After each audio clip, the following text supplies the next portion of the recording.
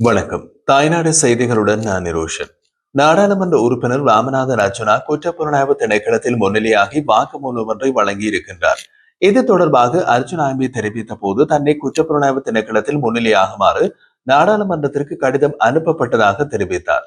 இந்த நிலையில் நாடாளுமன்றத்தில் இருந்து இந்த கடிதம் தொடர்பான அறிவிப்பை பெற்றுக் கொண்ட பின்னர் இன்றைய தினம் குற்றப்புலனாய்வு திணைக்களத்தில் முன்னிலையாகி மாலை வெளியேறியிருந்தார். ஆனால் குற்றப்புலனாய்வு திணைக்களத்திற்காக அர்ஜுனா எம்பி விசாரணைக்கு அழைக்கப்பட்ட காரணம் சற்றே குழப்பமாக காணப்படுவதுடன் விசித்திரமாக உள்ளது. அது எப்படி, என்ன காரணம் என்பதை அர்ஜுனா எம்பியே கூறுகின்றார். அதாவது, நாடாளுமன்ற அமர்வு ஆரம்பமான முதல் நாள் எதிர்க்கட்சி தலைவரின் ஆசனத்தில் அமர்ந்திருந்த நேரடியில் பேசியது அனைவருக்கும் நினைவிருக்கலாம். அவ்வாறு எதிர்க்கட்சி தலைவரின் இருக்கையில் அமர்ந்து அர்ஜுனா எம்பி தான் வெளியிட்ட நேரையில் தமிழீழ மக்களுக்கு வணக்கம் என்று விழித்திருந்தார். ஆனால் இத்தனை மாதங்கள் கழித்து இப்போதே அந்த சொல்லை பயன்படுத்தியமை தொடர்பில் விளக்கம் அளிப்பதற்காக குற்றப்புலனாய்வு திணைக்களத்திற்கு அவர் அழைக்கப்பட்டிருந்தார். இது தொடர்பில் பேசிய அர்ஜுனா எம்பி, இப்போது நாடாளுமன்ற அமர்வுகள் ஆரம்பமாகி 8 மாதங்கள் கடந்த பின் குற்றப்புலனாய்வு திணைக்களம் விசாரணைக்காக நாடாளுமன்றம் ஊடாக எனக்கு விசாரணை கடிதம் அனுப்பியுள்ளது. இவ்வளவு காலமும் அரசு சார்பாக நடந்து கொண்டிருந்ததால் குறித்த விசாரணைக்கு அழைக்கப்படாமல் தற்போது அரசுக்கு எதிரான கருத்துக்களை தெரிவித்து வருவதால் திட்டமிடப்பட்டு தற்போது விசாரணைக்கு அழைக்கப்பட்டதாக குறிப்பிடுகிறார் அர்ஜுனா எம்பி. அதே நேரம் ஒரு சாதாரண விடயம் மற்றும் தன்னுடைய வாக்குமூலம் வழங்கப்பட்டதன் பின்னர் அதை ஏற்றுக்கொள்வதும் ஏற்றுக்கொள்ளாத பட்சத்தில் பழைய பயங்கரவாத தடுப்பு சட்டத்தில் தன்னை கைது செய்வதையும் ஜனாதிபதி தீர்மானித்துக் கொள்வார் என்றும் கூறினார். எனினும் அர்ஜுனா எம்பி இன்று இதற்குரிய வாக்குமூலத்தை வழங்கிவிட்டு குற்றப்புலனாய்வு திணைக்களத்திலிருந்து மாலையே வெளியேறியிருந்தார்.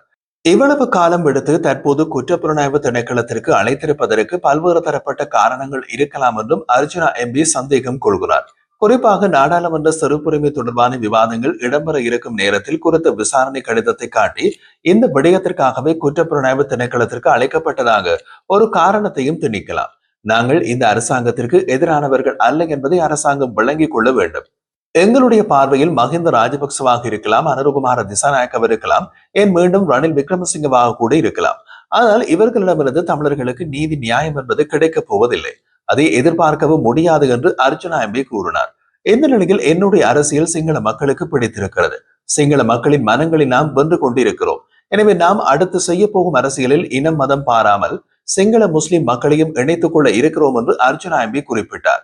அதே நேரம் நான் குற்றப்புலனாய்வு திணைக்களத்திற்கு அழைக்கப்பட்டதை ஒரு அவப்பெயரை ஏற்படுத்தும் முயற்சியாகவே பார்க்கின்றேன். தமிழ் நாடாளுமன்ற உறுப்பினர்களுக்கு எதிராக தெற்கிலே போடப்படுகின்ற வழக்குகள் ஒரு சில சிங்கள கட்சிகளால் அல்லது ஒரு சில சிங்கள ஆட்களால் கொடுக்கப்படுகின்றது. அவ்வாறு போடப்படும் வழக்குகளுக்கு பின்னால் யார் இருப்பது என்று பார்த்தால், இன்று தமிழரசு கட்சியை யார் நாசமாக்குகிறார்களோ அவர்கள்தான் இவர்களுக்கு பின்னால் இருந்து இந்த வழக்குகளை போட சொல்கிறார்கள். சுமந்திரனாக இருக்கலாம், CVK சிவஞானமாக இருக்கலாம், அங்கஜன் ராமநாதனாக இருக்கலாம்.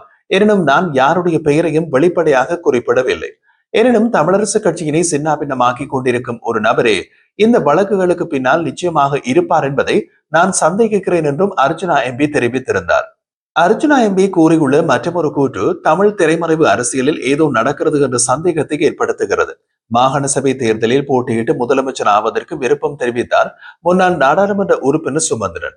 கடந்த நாடாளுமன்ற தேர்தலில் மக்களால் நிராகரிக்கப்பட்ட சுமந்திரன் மாகாண சபை தேர்தலில் போட்டியிட்டால் யாராவது அவருக்கு வாக்களிப்பார்களா என்பது வேறு விஷயம். வடக்கு மாகாண முதல்வராக வர அவர் விரும்பலாம். அதை மக்களும் அல்லவா விரும்ப வேண்டும். தேர்தலில் போட்டியிட்டால் தமக்கு வாக்குகள் விழாது என்பது யாருக்கு தெரிகிறதோ இல்லையோ சுமந்திரனுக்கு தெரியும். சுமந்திரனுடைய திட்டமே வேறு என்கிறார் நாடாளுமன்ற உறுப்பினர் ராமநாதன் அர்ஜுனா. அர்ஜுனா எம்பி கூறுவது என்னவென்றால், நான் இப்போதே கூறுகிறேன், எழுதி வைத்துக் கொள்ளுங்கள். சுமந்திரனுடைய திட்டம் மாகாண சபை தேர்தலில் போட்டியிடுவது அல்ல. மாகாண சபை தேர்தலுக்குள் ஸ்ரீதரன் எம்பியை தள்ளிவிட பார்க்கிறார். அதன் பின் சுமந்திரன் நாடாளுமன்றத்திற்கு தமிழரசு கட்சியின் வேட்பாளர் பட்டியலின் அடிப்படையில் போவதற்கு திட்டமிடுகின்றார். ஸ்ரீதரன் நாடாளுமன்ற உறுப்பினராக இல்லாது போய்விட்டால் நாடாளுமன்றத்தில் சுமந்திரனின் கை ஓங்கிவிடும். மாகாண சபை தேர்தலில் ஒருவழி ஸ்ரீதரன் வெற்றி பெற்று முதலமைச்சர் ஆனாலும் அவரை சுற்றி இருக்க போகும் ஆட்கள் சுமந்திரனின் ஆட்களாக இருப்பார்கள். அதனால் ஸ்ரீதரன் அங்கேயும் முடக்கப்படுவார் என்கிறார் அர்ஜுனா எம்பி. ஒருவேளை ஸ்ரீதரன் எம்பி இதை புரிந்து கொண்டு தமிழரசு கட்சிக்குள் போர்க்கொடி தூக்கலாம் அல்லது கட்சியை விட்டு விலகி கஜேந்திரகுமார் பொன்னம்பலத்துடன் இணைத்துக் கொள்ளலாம். அப்படி நடந்தால் கிளிநொச்சியில் ஸ்ரீதரன் எம்பிக்கு உள்ள 20,000 மக்கள் வாக்கு வங்கி தமிழரசு கட்சியை விட்டு வெளியே போய்விடும். ஏற்கனவே தமிழரசு கட்சிக்கு யாழ்ப்பாணம் கிளிநொச்சி தொகுதியில் இருப்பது ஒரே ஒரு நாடாளுமன்ற உறுப்பினர் தான். அடுத்த தேர்தலில் அதுவும் இல்லாது போகலாம் என்றும் அர்ஜுனா எம்பி குறிப்பிட்டுள்ளார். இப்படியாக தமிழ் அரசியல்வாதிகளின் திரைமறைவு டீல்களை அம்பலப்படுத்தியுள்ளார் அர்ஜுனா எம்பி. யாழ்ப்பாணத்தில் நடைபெற்ற ஒரு முக்கியமான கல்வி கலந்துரையாடல் கூட்டம் எதிர்பாராத தருணத்தினை சந்தித்தது. நாட்டின் பிரதமரும் கல்வி அமைச்சருமான ஹரணி அமரசூரிய தலைமையில் நடைபெற்றிருந்த இந்த நிகழ்வில் வடக்கு மாகாணத்தின் கல்வி நிலை குறித்து தீவிர கலந்துரையாடல் நடந்தது. அதற்குரிய சூழ்நிலையில் நிகழ்வில் பங்கேற்றிருந்த சில கல்வி அமைச்சு அதிகாரிகள் ஆழ்ந்த உறக்கத்தில் காணப்பட்டனர் என்பதே பரிதாபகரமான விடயமாகும். இந்த கலந்துரையாடல் சமீபத்தில் வெளியான கல்வி பொதுத்தராதர உயர்தர பரீட்சை முடிவுகளை அடுத்து ஏற்பாடு செய்யப்பட்டிருந்தது. அந்த பரீட்சையில் வடக்கு மாகாணம் நாடளாவிய ரீதியில் மிகவும் பின்தங்கிய நிலையை காட்டியது. இதற்கான காரணங்களை ஆராய்வதற்கு எதிர்காலத்திற்கான தீர்வுகள் குறித்து உரையாடுவதற்கும் இந்த கூட்டம் கூட்டப்பட்டிருந்தது. எனினும் இத்தனை முக்கியத்துவம் வாய்ந்த தருணத்தில் சில உயர்நிலை கல்வி அதிகாரிகள் விழிப்புடன் கலந்து கொள்வதற்கு பதிலாக மேடை மேல் உரையாற்றிக் கொண்டிருந்த பிரதமரின் கண்களுக்கு தெரியும் விதத்தில் உறக்கத்தில் காணப்பட்டனர். இது மாநாட்டில் பங்கேற்றோர் மட்டுமின்றி சமூக வலைதளங்களிலும் கடுமையான விமர்சனங்களை ஏற்படுத்தியுள்ளது. பிரதமர் ஹரணி அமரசூரிய தனது உரையின் போது வடக்கு மாகாணத்தின் கல்வி நிலை தொடர்ந்து பின்னோக்கி செல்வதற்கு பிரதான காரணம் அதிகாரிகளின் அலட்சியமான மற்றும் தவறான செயல்பாடுகள் என்று குற்றம் சுமத்தியுள்ளதுடன் கல்வி அமைச்சின் செயல்பாடுகளை தீவிரம் மிக்கதாக மாற்ற வேண்டிய அவசியத்தையும் வலியுறுத்தினார். இந்த நிகழ்வு கல்வியின் மேம்பாட்டின் முக்கிய பங்காற்ற வேண்டிய பொறுப்பாளர்களின் செயல்பாடுகள் குறித்து கேள்விகள் எழுப்புகின்றது. சிறந்த முடிவுகளை விரும்பும் நிலையில் இவ்வாறான அலட்சிய தோற்றங்கள் மாற்றத்திற்கு தடையாக விளங்கும் என்பதை இந்த சம்பவம் புலப்படுத்துகிறது. ஒரு காலத்தில் இலங்கையிலேயே கல்வியில் சிறந்து விளங்கிய மாகாணம் வடக்கு மாகாணம் தான். அதனால் தான் மிரண்டு போன சிங்கள அரசியல்வாதிகள் தரப்படுத்தல் முறைமையை கொண்டு வந்தார்கள். இப்போது அது தலைகராக மாறி வடக்கு மாகாணத்தின் கல்வி நிலைமையை மோசமாக்கியுள்ளது.